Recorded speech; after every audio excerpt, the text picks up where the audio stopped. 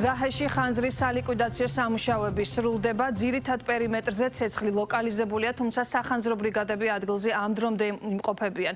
ხანძარი ზაჰეში შუადღისას გაჩნდა და რამდენიმე ათეულ ჰექტარს მოედო სალიკვიდაციო სამუშაოებში 2 ვერტმფრენიც ჩაერთო.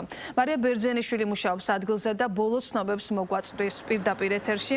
მარია, მოხერხდა თუ არა ამ დროისთვის ცეცხლის ლიკვიდაცია?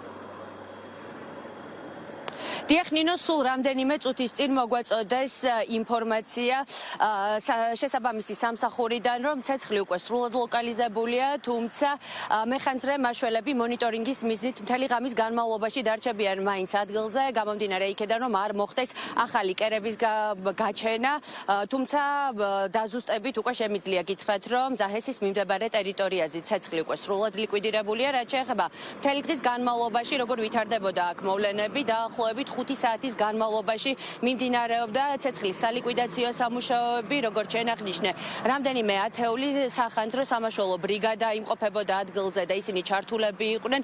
ბოლოს უკვე ვერტმფრენმაც შეწყვიტა მუშაობა, ვინაიდან დაღამდა, ცუდი ხილვადობა იყო და ზოგადად უსაფრთხოების ნორმებიდან გამომდინარე, ვერტმფრენმა შეწყვიტა, 2 ვერტმფრენმა შეწყვიტა მუშაობა და უკვე ცოცხალი ძალა ებრძოდა ცეცხლს, თუმცა ბოლოსკენ უკვე შეიძლება ითქვას, რომ იყო მცირე კერები დარჩენილი, ძირითადი მასა ცეცხლის, ასე ვთქვათ, ლიკვიდირებული იყო და ამ მცირე კერებზე უკვე უშუალოდ მეხანძრე მაშველებმა მოახერხეს ცეცხლის ლიკვიდაცია.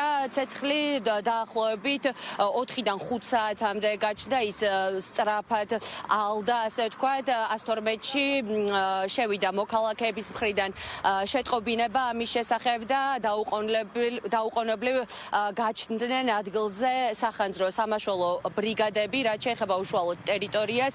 ზაჰესის სასაფლაოს მიმდებარე ტერიტორიაზე გაჩნდა ცეცხლი, შემდგომ ის უკვე ფერდობზე გავრცელდა, რამდენიმე ათეულ ჰექტარზე მოხდა აალება, იყო ძლიერი დაკვამლიანება, თუმცა როგორც უკვე გითხარით, 5 საათიანი მუშაობის შედეგად მეხანძრე მაშველებმა მოახერხეს ცეცხლის სრულად ლიკვიდაცია. მადლობა მარიამ, პირდაპირ ეთერში ეს იყო მარიამ ბერძენიშვილი.